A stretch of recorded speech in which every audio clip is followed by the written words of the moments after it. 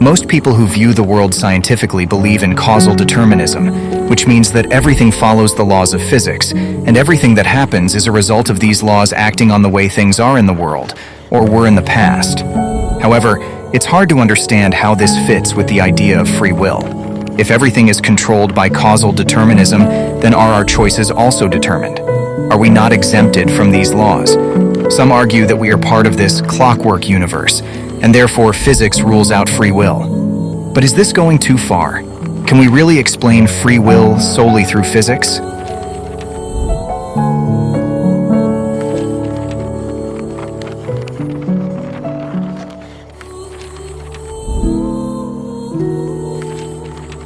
What is free will? What determines its definition? As for any concept, two questions provide the key to a valid identification. What aspects of reality give rise to the concept, and what is its purpose? Without getting too complicated, a meaningful theory of free will should explain our undeniable sense of making choices.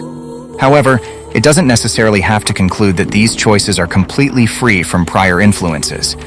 That's a matter for evidence and reason to determine. Additionally, it should account for the conscious control we have in our daily lives. This means we actively set goals, values, and plans. Whether these abilities arise from deterministic processes or not should not be part of the definition of free will. Okay, for traditional descriptions of free will, we first see it as the ability to freely choose one of several possible alternatives to make decisions, the outcome of which is and cannot be known in advance.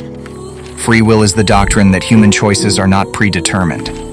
Free will means that we are self-determined, not ultimately subject to forces outside of our control. It means we could have done otherwise. Free will is the ability to choose and act according to the dictates of our own will. Free will comprises choices not caused by and independent of antecedent factors. There are many ambiguities, errors, and misconceptions that lurk in these definitions. In order to expose these fallacies, let us return to what we know about the phenomenon of free will and carefully analyze its various elements. Who chooses? What kind of choices? What does it mean to be able to have chosen otherwise? Choices free from what? And how are free will choices made? Who or what does the choosing? When we talk about choice, there must be an entity or actor responsible for it. In this case, it's our mind, which includes all our mental processes. Specifically, it's the part of our mind that's aware of ourself and keeps track of our free will choices. The traditional idea that I choose can be misleading because it may suggest a separation between the mind and the body. In reality, there's no separate I. The I we experience is our self-image, self-concept, and self-awareness. This understanding is crucial for comprehending compatibilism, which sees free will as an integral aspect of the mind. What kind of choices are we referring to? Free will encompasses conscious choices, such as choosing to think or not, what to think about, how long to focus on something, how many options to consider, and which option to select. We also make more profound choices related to our goals and values, like our desired character traits, careers, friends, lovers, and moral decisions about when to tell the truth or lie. Free will, by definition, pertains to choices we can be aware of and influence. This doesn't mean we have no control over subconscious or unconscious choices. We can indirectly control them by changing our values and beliefs and consciously adjusting our habits. Distinguishing between conscious and subconscious thought is complex, as all conscious thought has underlying elements, and awareness varies in degree.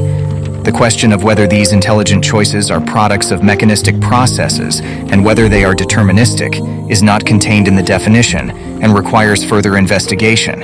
And what exactly does determinism even refer to? Determinism is the philosophical idea that every event or state of affairs, including every human decision and action, is the inevitable and necessary consequence of antecedent states of affairs. Interestingly, the implications of this seem to feel quite a bit different whether one is backward or forward-looking. Before quantum mechanics, people generally thought of determinism as being as simple as billiard ball interactions. Most physicists believe that quantum indeterminacy is not just a limit of our knowledge, but an inherent part of reality itself. A small minority disagrees. Regardless of this debate, what's clear now is that it's physically impossible to measure the initial quantum states accurately. making it impossible to predict outcomes. Another relatively recent idea, chaos theory, adds another layer to the complexity of determinism. In certain systems, which are common in the natural world, our ability to predict future states is limited by how accurately we can measure initial conditions. Essentially, perfect prediction would require infinite precision, which is impossible.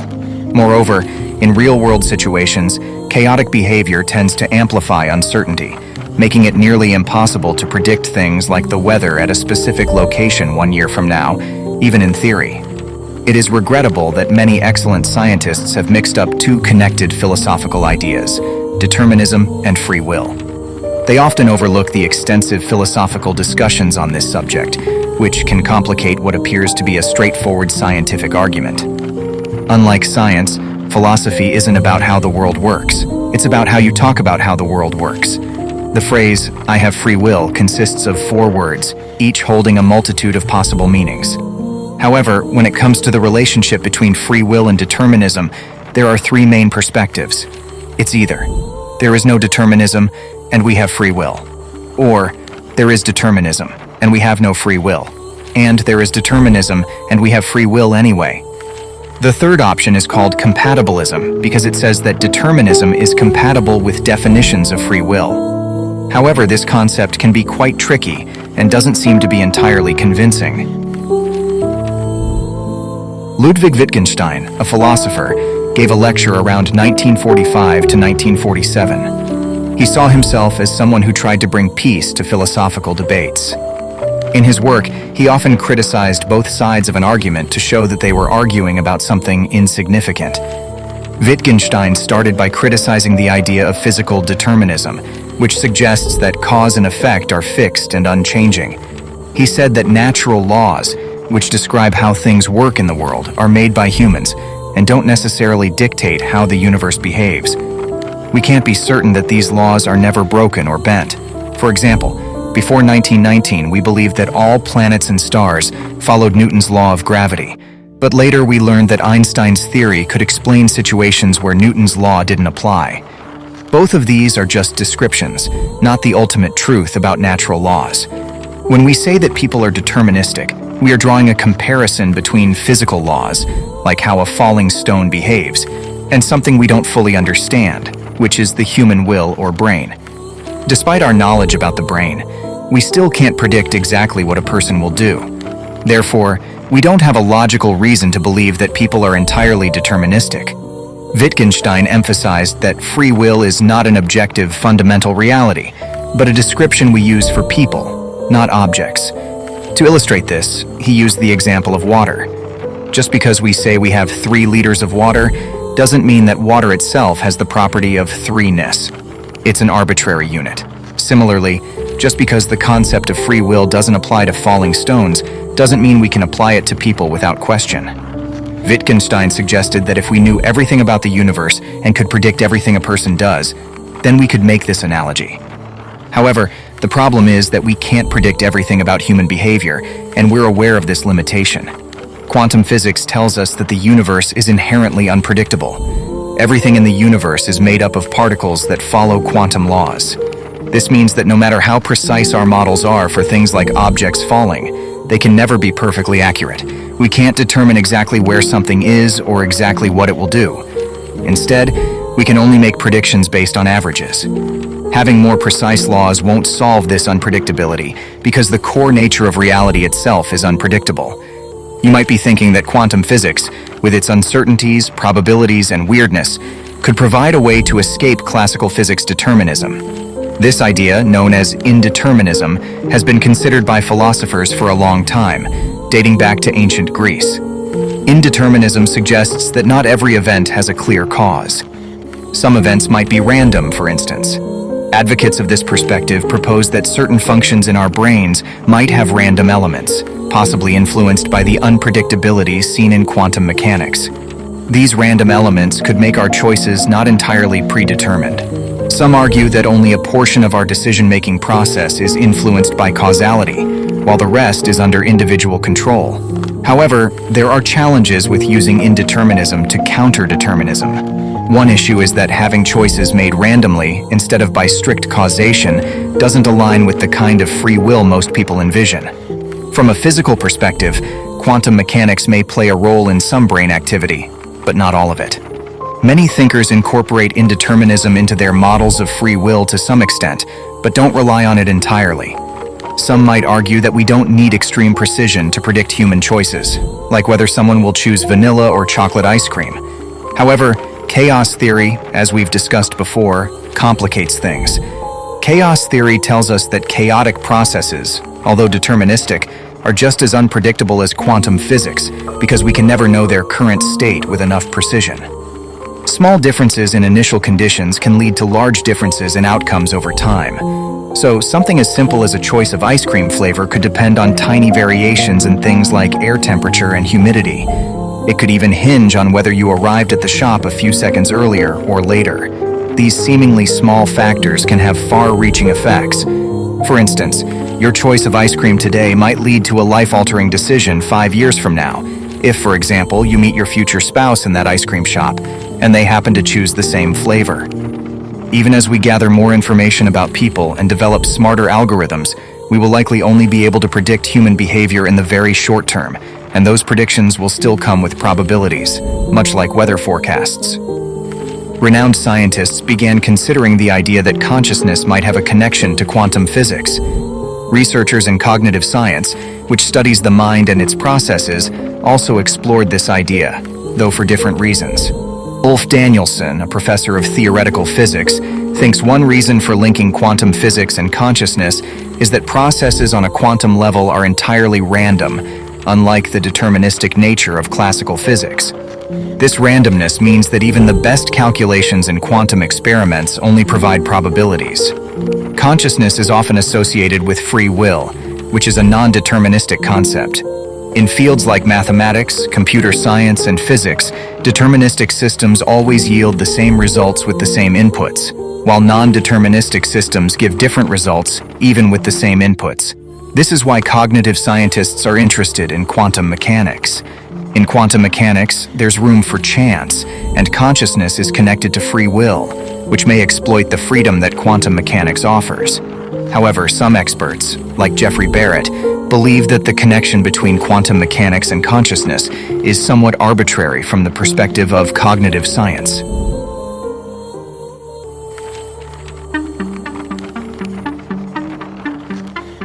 Some philosophers have taken the idea of causal determinism we discussed earlier and used it to argue that there's no room for free will at all. This position is known as hard determinism, and it suggests that all our actions are absolutely necessary and determined by physics, much like how a billiard ball moves. The French philosopher Baron d'Holbach explained this view. In simple terms, human actions are never free. They are always the inevitable result of our personality, our beliefs, and our notions of happiness, whether true or false. Our opinions are shaped by factors like, for example, education and daily experience. Even though both physics and philosophy have made progress since the Enlightenment era, hard determinism still has its proponents. In the 1980s, scientist Benjamin Libet conducted experiments that seemed to suggest our brains register a decision to move before we consciously decide to move. In these experiments, participants were asked to perform simple tasks like pressing a button or moving their wrist while monitoring their brain activity with EEG electrodes and noting when they consciously decided to move. Libet consistently found that there was brain activity associated with the action, which he called readiness potential, happening about half a second before participants were aware of their decision to move. This seemed to support the idea that our brains make decisions before we consciously realize them, as proposed by social psychologist Daniel Wegner. However, upon closer examination, Libet's experiment raises several problems. For instance, it relies on participants' own reports of when they felt the intention to move. One issue here is that there might be a delay between the impulse to act and their recording of it, because they have to shift their attention from their intention to the clock. Moreover, it's debatable whether people can accurately pinpoint the moment of their decision to move. Our subjective awareness of such decisions is often unreliable. If you try the experiment yourself, And you can do it right now, just by holding out your own arm and deciding at some point to flex your wrist. You'll become aware that it's difficult to pinpoint the moment at which you make the decision. There's a theory held by a group of philosophers known as the clockwork universe. Explaining it concisely can be tough for those unfamiliar with philosophy, but let me explain it. Imagine the universe as a giant, intricate clock. In this clockwork universe theory, every single event, from the movement of the planets to the choices we make in our daily lives, is thought to follow a precise, predetermined course of action, just like the gears and springs of a clock follow a predetermined path to tell time. Now, let's apply this idea to the concept of free will. It suggests that everything, including our decisions, is the result of a long chain of causes and effects that stretches back to the very beginning of the universe. In other words, our choices are not entirely free, but rather influenced by the intricate workings of this cosmic clock. This notion can be both fascinating and unsettling. On the one hand, it raises questions about whether we truly have control over our actions, or if we're merely following a predetermined script written by the universe. It challenges the idea of personal agency and accountability. Essentially, it argues that the idea of free will, the belief that we have complete control over our actions, is merely a mental illusion. According to this theory, every decision we think we make for ourselves is the result of chemical reactions determined by previous ones, tracing all the way back to the creation of the universe. This theory is highly controversial, to say the least. One of the less controversial aspects of this philosophy is that if it's true, we shouldn't hold criminals entirely responsible for their actions because they had no real choice in what they did. It takes the phrase, "the devil made me do it," to a whole new level, replacing it with, "the universe made me do it." In a clockwork universe governed by strict determinism, the concept of free will faces profound challenges. Within this framework, our actions appear to be the inevitable outcomes of a cosmic chain of events, rendering the traditional notion of free will incompatible. While some philosophers propose compatibilism to reconcile determinism and free will, and quantum uncertainty introduces an element of unpredictability, the question of whether we genuinely possess free will in a clockwork universe remains a complex and ongoing philosophical debate. The notion that we might exist within a simulated reality, often referred to as the simulation hypothesis, posits that our entire existence is a meticulously constructed simulation, much like a sophisticated computer program. If we entertain this idea, it raises significant questions about the existence of free will within such a framework. In a simulated reality, every aspect of our existence, including our thoughts, choices, and actions, could potentially be predetermined or controlled by the creators of the simulation. This challenges the traditional concept of free will, which relies on the autonomy of individuals to make choices independently. If our every move is programmed or scripted by a higher intelligence, it appears as though true free will becomes an illusion. However, proponents of free will within a simulated reality argue that even within a simulation, individuals may possess a form of constrained free will. They suggest that while certain parameters and constraints may be imposed by the simulation's creators, individuals within the simulation may still have the capacity to make choices within those constraints. This constrained form of free will implies that while our choices are influenced by the simulation's parameters, we still have some degree of agency. The idea that we might be living in a clockwork universe shares intriguing parallels with the concept of a simulated reality. The freedom in free will is the glorious ability of our minds to reprogram themselves and to evaluate automatic thoughts and emotions. We all have this ability, and we all choose to utilize it to a greater or lesser degree. In this intricate dance of quantum possibilities, we find a profound reflection of